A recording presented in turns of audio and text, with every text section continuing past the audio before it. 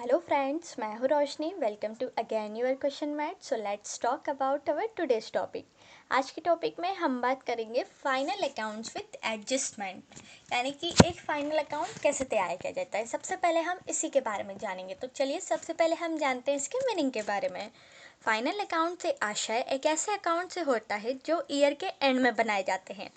यानी कि फ्रेंड्स कि हमारा जो फाइनेंशियल ईयर होता है वो अप्रैल से स्टार्ट होता है और मार्च के एंड होता है। यानी कि अगर डेट दी गई है 2020 अप्रैल, तो ये कब ख़त्म होगा? 2021 मार्च को। ठीक है, तो ये जो अकाउंट्स होते हैं वो ईयर के एंड में बनाए जाते हैं। ये लेखे ईयर के एंड में प्रॉफिट लॉस और आर्थिक स्थिति का पता लगाने के लिए बनाए जाते हैं। इसमें manufacturing account, trading account, P&L account और बैलेंस शीट को बनाया जाता है।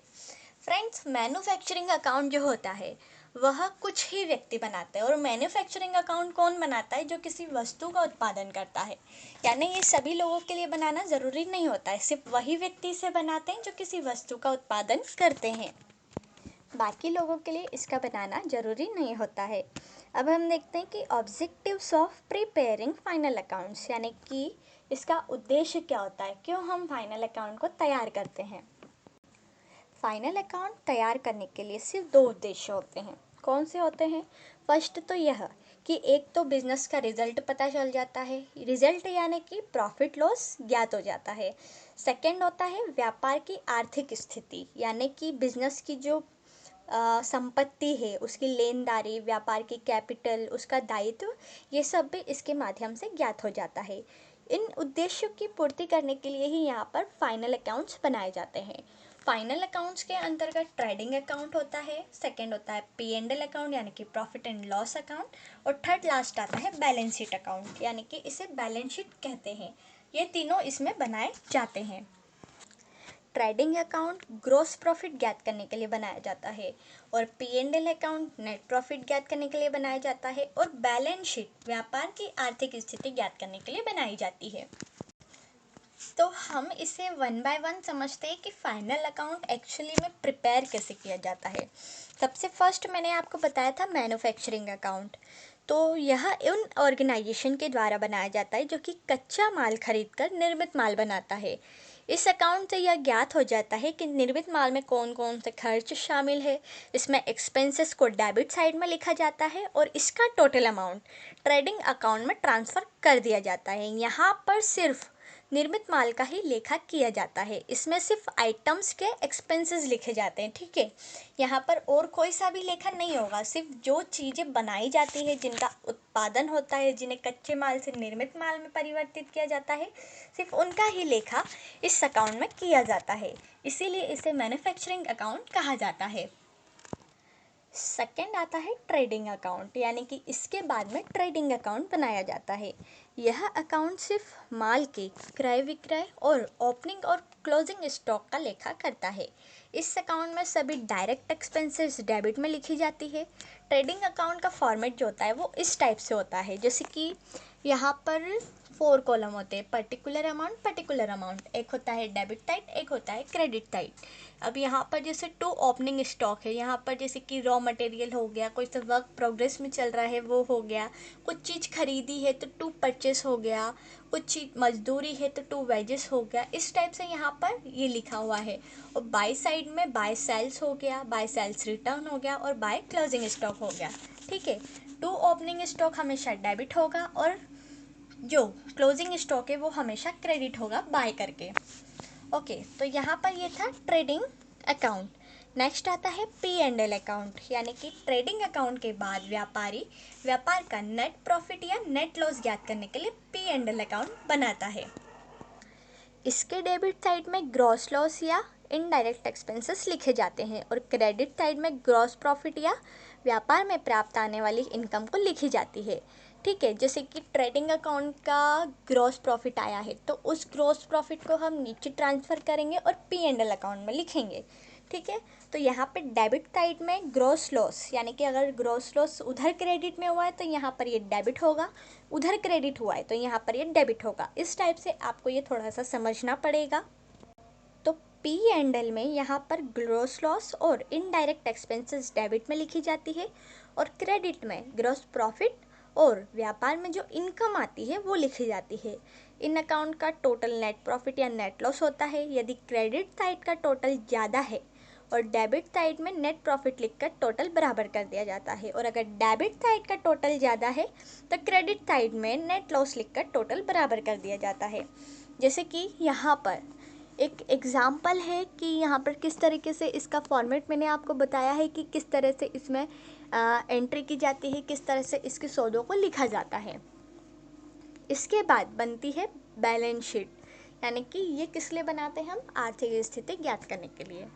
व्यापार का P&L बनाने के बाद आर्थिक स्थिति का पता लगाने के लिए बैलेंस शीट को बनाते हैं। यह एक ऐसी शीट होती है जहां व्यापार की सभी संपत्ति और दायित्व लिखे जाते हैं। यह अकाउंट नहीं होता है बल्कि एक शीट के रूप में होती है। इसमें लेफ्ट साइड लाइबिलिटीज और राइट साइड में असेट्स को लिखा जाता है। फॉर एग्जांपल यहाँ पर आपको एक इमेज दिख रही है कि किस टाइप से यहाँ पर असेट्स को लिखा जाता है और किस टाइप से यहाँ पर लाइबिलिटीज को लिखा जाता है। ये थे यहाँ पर इसके कुछ फॉर्मेट्स और इनके बारे में हमने समझा, लेकिन इम्पोर्टेंट पॉइंट्स जो रहते हैं फाइनल अकाउंट में वो हमें जानना भी बहुत ज़्यादा ज़रूरी है। तो हम जान लेते हैं कि इसके इम्पोर्टेंट पॉइंट्स क्या होते हैं। फर्स्ट आता है ट्रेडिंग एंड P&L अकाउंट के रूप में बनाए जाते हैं, और जो बैलेंस शीट होती है वह अलग से शीट के रूप में बनाई जाती है। यानी कि हम बैलेंस शीट को ये नहीं बोलेंगे कि ये बैलेंस अकाउंट बनाया गया है, यहाँ पर हम सिर्फ इसे बैलेंस शीट कहेंगे। इसलिए बैलेंस शीट में टू और बाय शब्द का यूज़ किया ही नहीं जाता है। बैलेंस शीट में डायरेक्ट असेट्स लिखी जाती है और डायरेक्ट ही उसके लाइबिलिटीज को लिखा जाता है। सेकेंड पॉइंट आता है ट्रायल बैलेंस की सभी डेबिट आइटम P&L अकाउंट में डेबिट की ओर और बैलेंस शीट में असेट्स की ओर लिखी जाती है, और जो ट्रायल बैलेंस की क्रेडिट आइटम्स है वो ट्रेडिंग में P&L में क्रेडिट और बैलेंस शीट में लाइबिलिटीज की ओर दिखाई जाती है। जो क्रेडिट आइटम है वह ट्रेडिंग और P&L से क्रेडिट और बैलेंस शीट में लाइबिलिटीज की ओर लिखी जाती है। थर्ड पॉइंट है हर एडजस्टमेंट का इफेक्ट डेबिट और क्रेडिट दोनों साइड पर पड़ता है। साथ ही ट्रेडिंग और P&L अकाउंट के एक कॉलम में एडजस्टमेंट होता है और दूसरा इफेक्ट बैलेंस शीट पर भी पड़ता है। यानी कि अगर अकाउंट्स में कोई एडजस्टमेंट होता है तो उसका जो इफेक्ट होता है वो दोनों साइड पे पड़ता है, और बैलेंस शीट में भी हमें इसका एडजस्टमेंट करना बहुत ज़रूरी होता है। हम इस एडजस्टमेंट को इग्नोर नहीं कर सकते हैं। नेक्स्ट पॉइंट आता है वेजेस एंड सैलरीज को ट्रेडिंग अकाउंट में और सैलरी एंड वेजेस को P&L अकाउंट में लिखते हैं। एक बार फिर से रिपीट कर रही हूँ कि वेजेस और सैलरीज को ट्रेडिंग अकाउंट में लिखते हैं और सैलरी एंड वेजेस को हम P&L अकाउंट में लिखते हैं, ठीक है। सस्पेंस अकाउंट को डेबिट होने पर बैलेंस शीट में असेट्स की ओर और क्रेडिट होने पर लाइबिलिटीज की ओर दिखाया जाता है। नेक्स्ट पॉइंट आता है बेड डेब्ट्स और रिजर्व का प्रावधान निम्न प्रकार से होता है। यानी कि यहाँ पर बेड डेब्ट्स और रिजर्व के लिए भी कुछ प्रावधान बनाए गए हैं। तो यहाँ पे दो हैं। सबसे फर्स्ट आता है जब रिजर्व बनाना हो तो P&L अकाउंट में हम निम्न फॉर्मूले लिखेंगे, जैसे कि bed debts plus new reserve minus old reserve. यानी कि यहाँ पर जो भी अमाउंट है हम इसका यहाँ पे फॉर्मूला लगा के उसका टोटल कर लेंगे। बी आता है सेकेंड जब रिजर्व इंक्रीज करना हो तो P&L अकाउंट में न्यू रिजर्व्स की अमाउंट को लिखा जाता है, यानी कि old reserve plus new reserve. सबसे पहले हम ओल्ड रिजर्व निकालेंगे, फिर उसके बाद प्लस उसमें करके न्यू रिजर्व, तो यहाँ पर आ जाएगी टोटल अमाउंट। तो इस तरह से इसका कुछ कैलकुलेशन होता है। और जो फाइनल अकाउंट्स रेडी किए जाते हैं, फाइनल अकाउंट इसी तरह से रेडी किए जाते हैं कि अगर मैन्युफैक्चरिंग अकाउंट होगा तो मैन्युफैक्चरिंग अकाउंट बनाया जाएगा, अगर मैन्युफैक्चरिंग नहीं होगा तो हम सीधे ट्रेडिंग से स्टार्ट करेंगे। इसमें सिर्फ 3 अकाउंट्स बनते हैं, मैन्युफैक्चरिंग, ट्रेडिंग और P&L अकाउंट। बैलेंस शीट को हम अकाउंट नहीं बोलेंगे। फिर से मैंने आपको एक बार रिपीट किया है कि बैलेंस शीट एक शीट होती है, यह अकाउंट नहीं होता है। यहाँ पर मेनली इंपॉर्टेंट होता है trading account, P&L account and balance sheet. इस तरह से यहाँ पर एक फाइनल अकाउंट प्रिपेयर किया जाता है। इस तरह से यहाँ पर एक फाइनल अकाउंट की एंट्री की जाती है। इसके एडजस्टमेंट अगर इसमें होता है तो इसका एडजस्टमेंट किया जाता है, और अगर एडजस्टमेंट इसमें नहीं होता है तो हम विदाउट एडजस्टमेंट भी इसे लिख सकते हैं। तो फ्रेंड्स, आई होप कि आपको ये टॉपिक समझ में आया होगा। फिर भी अगर आपको कहीं पे कोई डाउट लगता है या आपके मन में कोई दूसरा सवाल है तो आप हमसे कमेंट में पूछ सकते हैं। हम आपके सवाल का जवाब देने की पूरी कोशिश करेंगे। हमारे साथ वीडियो के एंड तक बने रहने के लिए आपका फिर से एक बार बहुत सारा धन्यवाद। फिर मिलेंगे एक ऐसी यूज़फुल वीडियो के साथ। तब तक have a good life, make a great story of your life.